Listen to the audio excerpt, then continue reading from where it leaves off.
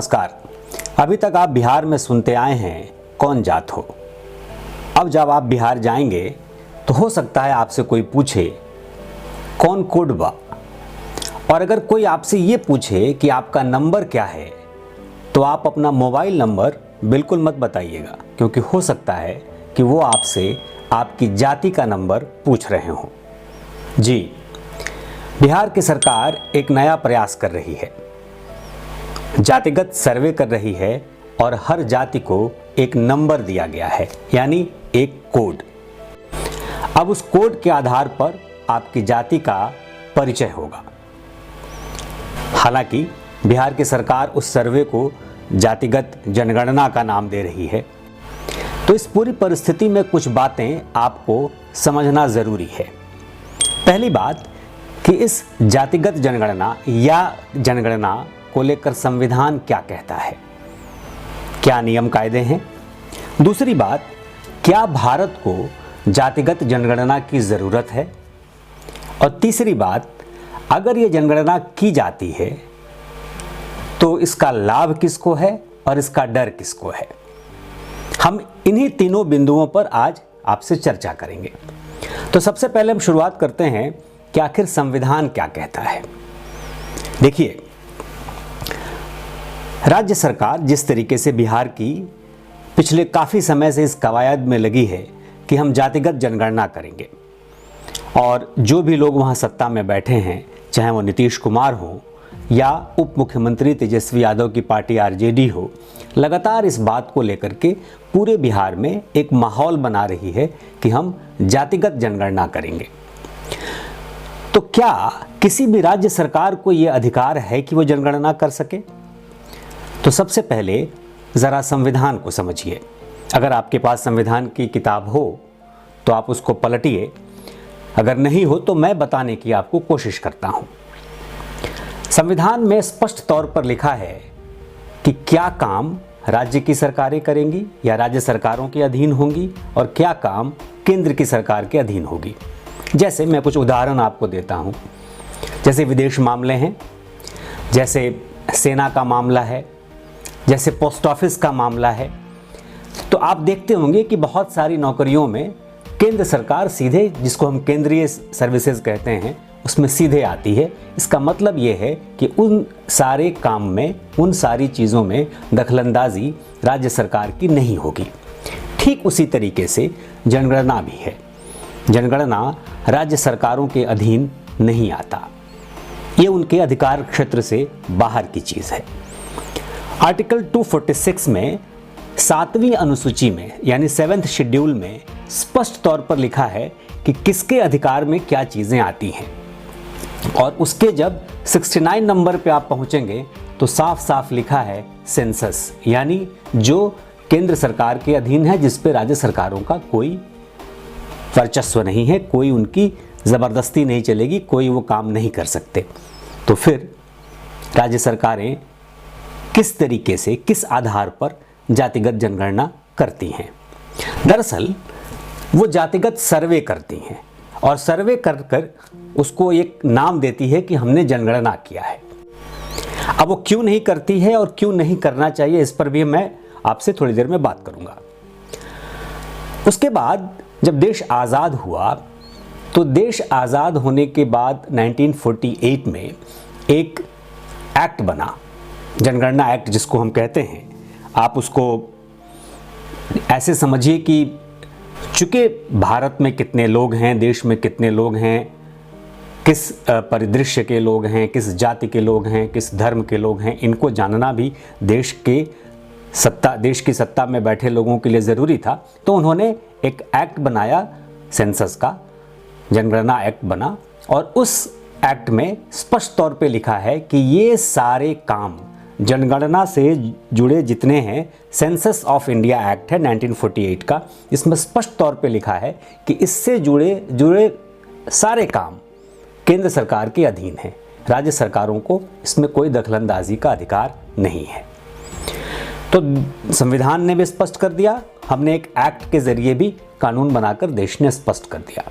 देखिए, जब ब्रिटिशर्स आए थे हिंदुस्तान में, एक कंपनी लेकर पहुँचे और वहाँ पर फिर क्या क्या हुआ इतिहास के पन्नों में हम अभी नहीं जाना चाहते, लेकिन आपको मालूम है 200 साल उन्होंने हम पे राज किया। और उसके बाद उसी दौरान उन्होंने 1871 में शुरू किया था जनगणना, और उसमें उन्होंने कास्ट आइडेंटिफाई करने शुरू किए थे। 1881 में उन्होंने उसको पब्लिश किया, और वो एक तरीके से कहा जाता है कि पहला जातिगत जनगणना का एक आधार है। लेकिन आधिकारिक तौर पर 1931 में ब्रिटिश गवर्नमेंट ने भारत में जातीय जनगणना को स्पष्ट तौर पर बताया देश को कि किस जाति के कितने लोग हैं।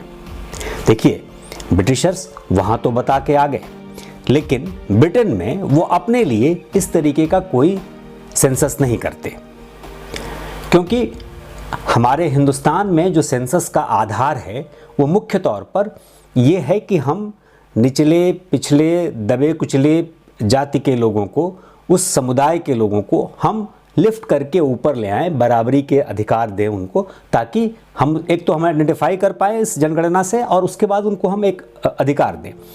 लेकिन ऐसा ब्रिटेन नहीं करता। ब्रिटेन में वैसे ही उन्होंने अधिकार दे रखे हैं सारी जनता को एक बराबर, तो वो इस तरीके की जनगणना नहीं करता। खैर, उस पर मैं अभी नहीं जाऊंगा।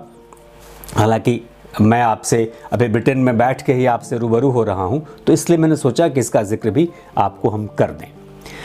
अब देखिए, अब कुछ बातें और हैं जिसको आपको समझना पड़ेगा कि आखिर जातिगत जनगणना क्यों ज़रूरी है, और अगर नहीं हो रही है तो क्यों नहीं हो रही है। 2011 में जब डॉक्टर मनमोहन सिंह की सरकार थी भारत में, और उस वक्त बहुत सारे दलों की सरकार थी वो, तो यूपीए की गवर्नमेंट में बहुत सारे क्षेत्रीय दलों के दबाव की वजह से उन्होंने यह फैसला लिया, और जातिगत जनगणना एक तरीके से विस्तारित तौर पे हुई, जिसको नाम दिया गया ACCC, यानी सोशियो इकोनॉमिक कास्ट सेंसस। तो ये एक तरीके से, जिसको सामाजिक आर्थिक जातिगत जनगणना आप कह सकते हैं, उस आधार पे जनगणना हुई। लेकिन 2011 में हुई, उसकी रिपोर्ट पब्लिश नहीं हुई, यानी उसको सार्वजनिक नहीं किया गया। 2014 में नरेंद्र मोदी की सरकार आ गई।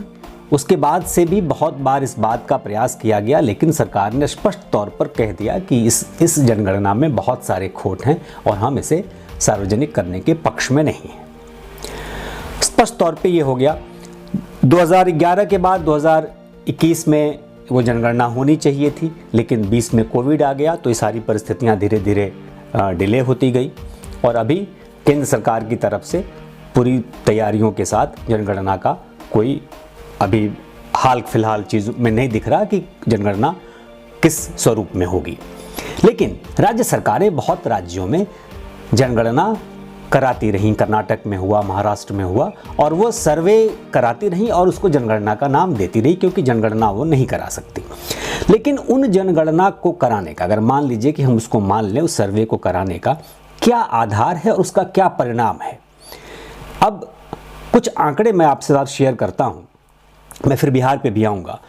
तो जैसे कर्नाटक में या महाराष्ट्र में, महाराष्ट्र में क्या था कि तकरीबन 400 पिछड़ी जातियां या SC ST से जुड़ी हुई जातियों का एक जिक्र था, जो जिनको वो आरक्षण दे रहे थे। और जब ये जनगणना उन्होंने कराई, तो अचानक से पता चला कि उनके पास 494 जातियों से बढ़ के 2011 की परिस्थिति में ये जनगणना इनकी जाति बढ़ के तकरीबन 4 लाख हो गई, 4 लाख से ज़्यादा, 4,28,677 जातियाँ निकली। अब देखिए, जब इतनी जातियाँ सामने आई तो पता चला कि इसमें से तकरीबन 98% जातियाँ ऐसी हैं जिनकी आबादी 100 से कम है। तो ये जातिगत समीकरण, जातिगत आंकड़े उनके लिए मुफीद नहीं थे, तो उसको फिर केंद्र सरकार ने उसको माना नहीं।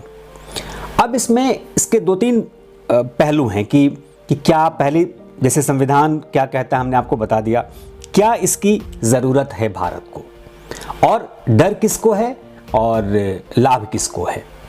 देखिए, जितने भी भारत में क्षेत्रीय दल हैं वो सब किसी न किसी तरीके से किसी न किसी बेल्ट में जातिगत समीकरणों पर उनकी सारी राजनीति है। वोट बैंक उनका जातिगत समीकरण ही है। जाति के आधार पर ही वो पार्टियां बढ़ी हुई हैं, खड़ी हुई हैं। तो क्षेत्रीय पार्टियां ये चाहती हैं कि हम इसका लाभ लें और जातिगत जनगणना कराएं। संविधान के समय क्या था, जब संविधान निर्माताओं ने संविधान बनाया, उस समय ये था कि जो भी हमारे देश के पिछड़े लोग हैं या जिसको हम दबे कुचले लोग कहते हैं, या जो जातियाँ ऐसी हैं जो अनप्रिविलेज्ड हैं, उनको हम बराबरी के दर्जे पे ले आएँ, उनको अपलिफ्ट करें, उनको हम वैसी जगह दें जो बाकी जातियों को मिलती हैं या जो बाकी लोगों को मिलती हैं, यानी हमको संपन्न बनाएं। इसलिए उनके लिए हमने अलग अलग नियम बनाए और उनको हमने आइडेंटिफाई करना शुरू किया। तो जातिगत जनगणना ज़रूरी इसलिए है कि आप उसको आइडेंटिफाई कर सकें। तो क्या पिछले 75 सालों में हम अभी तक आइडेंटिफाई नहीं कर पाए? और अब किस तरीके से आइडेंटिफाई करेंगे? क्या उन जातियों में और दूसरी जातियां बन गई कि आपको और आइडेंटिफाई करने की ज़रूरत है? ये विषय आपको ठीक से समझना होगा, क्योंकि देखिए, अगर आप समुदाय में घूमेंगे, समाज में घूमेंगे, तो आपको मालूम है कि कौन किस जाति का है। मैं खास तौर पे बिहार और उत्तर प्रदेश की तरफ की बात करूं, जहां पर जातिगत समीकरण बहुत बड़ा फैक्टर है, तो वहां पर लोगों को मालूम है, लोग जानते हैं कि किस जाति के कौन व्यक्ति हैं। आमतौर पर लोगों को ये पता होता है समाज में। मेरा ये कहना है कि अगर 75 सालों में आप उन लोगों को आइडेंटिफाई नहीं कर पाए जिनको आप उनका उत्थान चाहते हैं और उनका उत्थान करना चाहते हैं, मैं सरकारों के लिए कह रहा हूं, तो फिर अब किस तरीके से आइडेंटिफाई करेंगे? पहली बात। और दूसरी बात, अब आखिर केंद्र की सरकार, जो अभी पिछले 9 साल से केंद्र में भारतीय जनता पार्टी की सरकार है, तो वो आखिर क्यों नहीं चाहती कि उन आंकड़ों को सार्वजनिक किया जाए और लोगों को बताया जाए कि ये आंकड़े हैं और ये जातिगत समीकरण हैं पूरे देश में? दरअसल क्या है, मुख्य तौर पर अगर आप देखें तो इस बात से बिल्कुल इनकार नहीं किया जा सकता कि भारत में भारतीय जनता पार्टी की जो पूरी राजनीति है वो एक हिंदुत्ववादी राजनीति है। तो वो अगर हिंदू कम्युनिटी में अगर विभाजन होता है जातिगत आधार पर, तो भारतीय जनता पार्टी को इस बात का डर हमेशा लगा रहता है कि या लगा रहेगा कि उनकी जातियों के वोट कहीं बटे नहीं, क्योंकि वो एक एकत्र हिंदू की बात तो वो करते हैं। हालांकि जब देश की सत्ता पर वो बैठे हैं तो सबका साथ सबका विकास की बात करते हैं और उस दिशा में काम भी कर रहे हैं। मैं उस दिशा में अभी राजनीति में इसलिए नहीं जा रहा कि उस पर फिर लंबी चर्चा अलग दिशा में चली जाएगी, तो वो क्या कर, लेकिन मुख्य तौर पर अगर हम देखें तो उनकी एक राजनीति हिंदुत्ववादी राजनीति है और वो उस राजनीति में, उस परिस्थिति में, उसमें कुछ टूटना नहीं पसंद करते। उनको लगता है कि शायद अगर जातिगत समीकरण बाहर आएंगे तो उन जातियों के बीच में अगर विभेद शुरू होगा, जैसे बनिया और यादवों के बीच में हो जाए, अगर दलित में किसी अलग अलग जातियों के बीच में हो जाए, तो कोयरी कुर्मी में हो जाए, तो ये अगर इस तरीके से बंटवारे होने लगेंगे तो शायद उनको कठिनाई होगी पूरे हिंदू समाज को एकत्रित करने में। इसलिए भारतीय जनता पार्टी चाहती तो है कि उसको ये आंकड़े पता चले, लेकिन वो सार्वजनिक करना बिल्कुल नहीं चाहती, क्योंकि उससे उसको ये डर सताता है। लेकिन बिहार में क्या है, बिहार में जो 2 पार्टियां अभी जो बैठी हैं सत्ता में, वो दोनों पार्टियां पिछड़ी जातियों की राजनीति करती हुई आ रही हैं। देखिए, अगर हम आज़ादी के बाद से अगर हम बात करें, हम 1950 से बात कर लेते हैं, तो पिछले 72-73 सालों में आधे समय तकरीबन, बल्कि उससे ज़्यादा समय पिछड़ी जातियों के लोग मुख्यमंत्री के तौर पर बिहार में रहे हैं। 33 साल तो आप ही यही देख लीजिए, सीधा ही सीधा है, 90 से लेकर अभी तक। लेकिन अगर मान लीजिए कि मैं अगर 70 सालों की बात करूं और इस 70 सालों में 35 साल से ज़्यादा का समय अगर पिछड़ी जाति के नेताओं ने शीर्ष पर बैठकर राजनीति की हो और उस राज्य की पिछड़ी जातियों का विकास नहीं हुआ हो, तो इसमें गलती किसकी है? और अगर अब भी बिहार के लोग इस बात को मानकर उन्हीं लोगों के साथ जाना चाहते हैं तो गलती किसकी है? तो आपको यह समझना होगा कि जो पार्टियां राज्यों में, किसी भी राज्य में स्थानीय स्तर पर जातिगत विभेद करके, पैदा करके अपना उल्लू सीधा कर रही है, वो आपका विकास तो करने नहीं जा रही। और आप देखिए, आप अगर पिछड़ी जातियों के उत्थान की बात करते हैं तो लगातार 33 सालों से पिछड़ा मुख्यमंत्री है बिहार में, और फिर भी समुदाय उसी तरीके से पिछड़ा क्यों है? फिर भी उनका पूरा का पूरा वर्ग मजदूरी करने के लिए दूसरे राज्यों में क्यों जा रहा है? हम एक मजदूरों के अड्डा के तौर पर क्यों बड़े होते जा रहे हैं? तो ये परिस्थितियां आपको समझनी होंगी कि राजनीति में किसका लाभ है। तो दरअसल बिहार में नीतीश कुमार ने जो ये एक शिगुफा छोड़ा है, जैसे आप याद करिए जब वो पहली बार सत्ता में आए थे तो उसके बाद उन्होंने दलित के बीच में एक महादलित शुरू कर दिया, यानी उनकी कास्ट में भी उन्होंने डिवाइड कर दिया, और दलित के साथ साथ महादलित, उसकी अलग राजनीति उन्होंने की, और उसके बाद कुछ स्थानीय क्षत्रप भी वहाँ पैदा हो गए। तो दरअसल क्या है कि राजनीतिक दल सिर्फ अपने लाभ के लिए, अपने वोट बैंक के लिए इस तरीके के शिगुफे छोड़ते हैं, और वो भी तब जो आपके अधिकार क्षेत्र में नहीं है। आप अगर जातिगत जनगणना के नाम पर अगर आप सर्वे करा भी लेंगे, उसका आधार क्या है? देखिए, केंद्र सरकार क्या कहती है, उसके नियम हैं। जब अगर आप उसका एक्ट पढ़ेंगे, उस एक्ट में लिखा है, और वो एक्ट के आधार पर एक पोस्ट होता है सेंसस कमिश्नर का, जो भारतीय गृह मंत्रालय के अधीन आता है। यानी कोई भी फैसला, जातिगत जनगणना हो या जनगणना हो, उससे जुड़ा हुआ कोई भी फैसला कोई भी राज्य सरकार अपने मन से नहीं कर सकती, और उसको सार्वजनिक भी नहीं कर सकती। अगर आप सर्वे कर लिए तो आप सर्वे कर सकते हैं, अगर सार्वजनिक करेंगे तो ये मामला लिटिगेशन में चला जाएगा। तो दरअसल क्या है कि टैक्स पेयर्स कह लीजिए या बिहार का पैसा कह लीजिए, उस पैसे को आप लोगों को, यानी आप बिहार के लोगों को मूर्ख बना करके नीतीश कुमार और तेजस्वी यादव जो बैठे हैं सत्ता में, वो उस पैसे को बर्बाद कर रहे हैं। क्योंकि अगर वो सर्वे करा रहे हैं, उस सर्वे का कोई औचित्य ही नहीं है, जो उनके अधिकार क्षेत्र में नहीं है। एक तो वो करा नहीं सकते, दूसरा वो करा रहे हैं तो उस आंकड़े को वो जारी नहीं कर सकते। अगर वो मान लीजिए लीक करा दिया उन्होंने, वो मामला कोर्ट में चला जाएगा, लिटिगेशन में जाएगा, और उस आधार पर कोई फैसला नहीं ले सकते। यानी जब संवैधानिक कोई आधार नहीं होगा तो उस जाति का क्या फैसला होगा?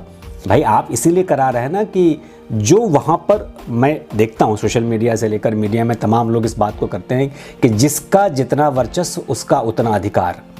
लेकिन ये तो तब तय होगा ना जब संवैधानिक तौर पे आपके उस वर्चस्व को स्वीकृति मिलेगी। तो स्वीकृति कौन देगा? केंद्र की सरकार देगी, क्योंकि वो तो उसके हाथ में है नहीं कि आप उसको स्वीकृति दे पाएंगे। तो आप समझिए कि दरअसल वो पैसे की बर्बादी और मूर्खतापूर्ण बातें हैं। अब कैसे पैसे की बर्बादी है उसका भी उदाहरण दे देता हूँ आपको। हम बात आज इसलिए कर रहे हैं कि अखबार में अभी अभी पूरी सूची बाहर आई है कौन कोड बा, है ना? तो कोड की पूरी सूची बाहर आई है हर जाति के आगे, लेकिन जो बुकलेट उनकी छपी है उस बुकलेट से इस कोड जो अखबार में पब्लिश हुआ है उसको वो मैच नहीं कर रहा।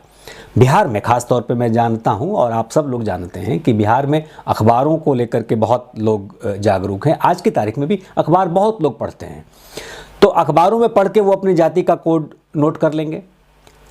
सुबह से सोशल मीडिया पे लगातार ये बात चर्चा चल रही है कि हमारा कोड ये है, हमारा कोड ये, हमारा कोड ये। जब हमने बुकलेट देखा, हमने बुकलेट मंगाया किसी से, मैंने कहा बुकलेट तो भेजो उनका, तो बुकलेट देखा तो वो कोड मैच ही नहीं कर रहे। अब बहुत सारी जातियों के, कुछ के मैच कर रहे हैं, बहुत सारी जातियों के मैच नहीं कर रहे हैं। तो मान लीजिए कि आपने कोई कोड लिखा, आपने गलती से कोड कहीं और कुछ लिख दिया, तो फिर क्या होगा? दूसरा, अखबार में छपा है, आप जाके देखिए 206 नंबर पर शायद है, और उसमें दर्जी का जिक्र है। उस दर्जी में उसके ब्रैकेट में लिखा हुआ है श्रीवास्तव लाला, हिंदू दर्जी के लिए। अब आप समझिए, उधर कायस्थ में आपने श्रीवास्तव लिखा हुआ है, तो अब वो कायस्थ अलग हो गया, जो दर्जीगिरी करता होगा वो अलग हो गया। ये समझ में नहीं आ रहा है। तो दरअसल क्या है कि ये पूरे आंकड़े गलत हो जाते हैं। और क्यों गलत होते हैं? इसीलिए सेंसस एक्ट जो बना था वो इसलिए बना था कि उसमें केंद्रीय कर्मी या सरकारी कर्मी, उसमें सरकारी अधिकारी कर्मियों के मार्फत इस जनगणना का स्वरूप तय होगा, वो उसका सर्वे करेंगे, क्योंकि उसके लिए बहुत सख्त नियम है। अगर आप सर्वे में कोई भी जानकारी गलत देते हैं तो आप पर सज़ा आपको हो सकती है, आप जेल जा सकते हैं। और अगर आपकी दी हुई जानकारी को किसी व्यक्ति ने गलत नोट किया है और आपने उसको साबित कर दिया कि उसने गलत नोट किया है, तो उसको भी जेल हो सकती है। तो ये बहुत आसान और सीधा मामला नहीं है कि आप उठे और चले गए और जा करके आपने कह दिया। तो हमने आपको बताया कि डर किसको है और लाभ किसको है। तो लाभ तो दिख रहा है कि क्षेत्रीय पार्टियों को अपना लाभ लेना है, आपको मूर्ख बना करके। खैर, अब हम आते हैं कि क्या वाकई जातिगत जनगणना की ज़रूरत है। देखिए, इस मामले पर थोड़ा अगर आप विस्तार से इसको समझेंगे तो किसी भी जाति का उत्थान करने के लिए आपको ये जानना ज़रूरी तो है कि वो जाति कौन है। अगर वो जाति पिछड़ी है या दलित है या उसका तबका ऐसा है कि जो विकास से बहुत दूर है, तो आप पहले जानेंगे उसको, तब तो उसका विकास करेंगे, पहली बात। दूसरी बात, दुनिया भर के जितने सोशल रिफॉर्मर्स हुए हैं उनका ये कहना है कि अगर आप भारत के परिप्रेक्ष्य में अगर हम बात करें कि अगर आप भारत से जाति व्यवस्था को ख़त्म करना चाहते हैं तो आपको पहले ये जानना होगा कि जातियां कितनी हैं और उनकी परिस्थिति कैसी है। लेकिन क्या ये वाकई सरकारें जाति व्यवस्था ख़त्म करके ऐसा करना चाहती है? तो मेरा उस पर टेक है और मेरा जवाब है बिल्कुल नहीं।